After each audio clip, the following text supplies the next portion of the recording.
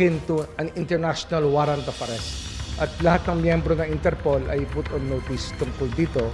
Aktibo nang hanapin, tsaka pag nag-cross ng mga borders, pumunta ng na-accost, on notice na talaga lahat na itong taong to ay hinahanap ng batas at dapat panagutin. Yon, welcome back sa ating YouTube channel, Ronde TV mo. Yun ang napakagandang balita nito, Itong Interpol ay naglabas na ng red notice laban kay TTG leader Arne Teves. Kahit pa anong tago talaga mga kababayan sa ating batas ay hindi talaga niya matatakasan ang mga ginagawa niya kasalanan. Dahil nga itong Interpol ay may red notice na ito at itong Timor-Leste ay kasapi ng Interpol, kaya mas mapabilis aristuhin o maaristo itong patuloy pa rin nagtatago na dating congressman na si Arne Teves. Sikat talaga ang ating bansa mga kababayan sa ibang bansa dahil mayroon tayong isang pugante na dating congressman, Arne Teves.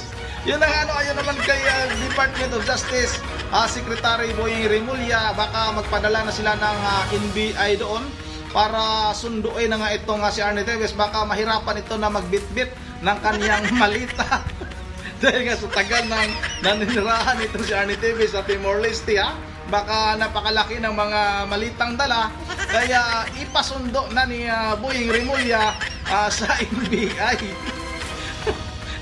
Nakakatawa to mga kababayan, dahil nga sa wakas ay mananagot na sa batas itong si Arne Teves.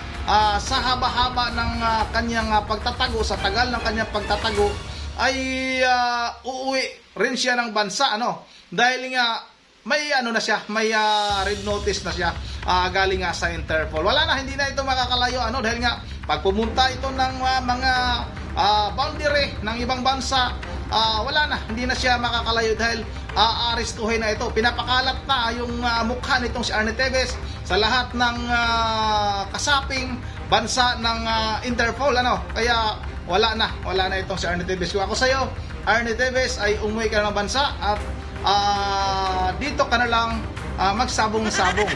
Huwag na sa Timor-Leste. Yan ang mga kababayan, huwag na natin itong patagalin. Sabay-sabay na natin itong panoorin. Naglabas na po ng red notice ang Interpol laban kay dating Negros Oriental Representative Arnolfo Teves, kaugnay yan sa umunoy pagiging utak niya sa pagpatay kay Negros Oriental Governor Roel Degamo. Umaasa naman ang may bahay ni Degamo na madadakip si Teves na sa huling monitoring ng Justice Department ay nasa Timor-Leste pa rin. At yan po ang sanib puwersang tinutukan ni Salima Refran at Rafi Tima. Issuance of the red notice by the Interpol vis-a-vis as against or involving former congressman, ex-congressman Arne Teves. Ang Justice Secretary nang nag-anunsyo, may Interpol red notice na laban kay dating Negros Oriental Representative Arne Teves. Sa kopya ng red notice na ibinigay sa GMA Integrated News, nakalagay ang mga litrato, detalye at maging mga alias ni Teves. Nakasulat rin na may warrant siya para sa mga kasong murder, attempted murder at frustrated murder.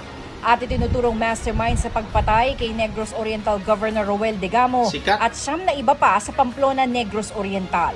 Akusado rin si Teves sa 3 pang kaso ng murder sa Negros Oriental noong 2019. Nakasaad din dito na designated terrorist si Teves ng Anti-Terrorism Council. Ang red notice, yan ang pinakamalapit o similar to or akin to an international warrant of arrest. At lahat ng miyembro ng Interpol ay put on notice tungkol dito. Aktibo nang hanapin, tsaka pag nag-cross ng mga borders, pumunta ng na-accost, on notice na talaga lahat na itong taong to ay hinahanap ng batas at dapat panagutin sa mga nangyari mga krimen na siya ay akusado. Sa huling monitoring ng DOJ, nasa Timor-Leste pa rin si Teves, kung saan inaapela niya ang kanyang na-deny na hiling na political asylum. Ayon naman sa DFA, opisyal na ring nakansela ang pasaporte ni Teves. Ibig sabihin, wala nang valid na travel document si Teves mula sa Pilipinas. Wala na talaga. Ang may bahay naman ng pinaslang na si Governor Roel Degamo umaasa na makikipagtulungan ng Timor-Leste para mahuli si Teves. The fact that his request for asylum was turned down by East Timor, hindi malayong susunod ito na he will be brought home and be made to answer. Pero sabi ng abogado ni Teves, request lamang ang red notice at hindi garantiya para arestuhin ang kanyang kliyente na patuloy mo humingi ng political asylum sa pinagtataguang bansa. Nasa sa mga authorities pa rin ng gobyernong yon kung anong gagawin nila with respect to the red notice. Ngayon, kung may political asylum, that may be an exception to the implementation of the request. Sina Digamo at Topacio, kapwa dumalo sa huling preliminary hearing para sa tinaguriang Pamplona Massacre sa Manila RTC Branch 51. Sa June 26, itinakda ng korte ang unang pagdinig para sa kaso ng pagpatay kay Negros Oriental Governor Ruel Digamo at 9 na iba pa. Aminado ang mga biktimang nasugatan at mga kaanak ng mga namatay sa insidente na nakakainip na. Pero sa ngalan ng hustisya, magtsatsaga raw sila.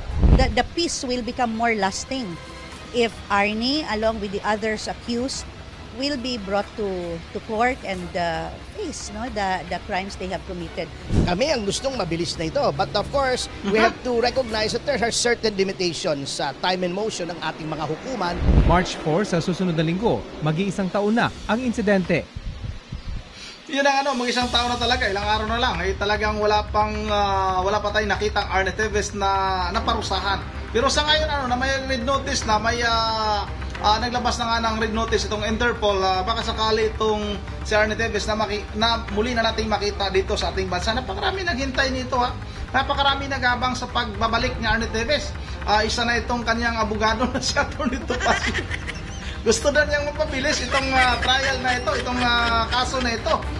Pre-trial na nga mga kababayan ngayong June 26, malapit na abangan natin yan kung ano ba ang kakalabasan ng kaso na ito. Pero sa palagay natin talagang guilty talaga itong si Arnie Teves. Sa kulungan talaga ang bagsak nito dahil nga sa napakatibay na hawak na ebidensya.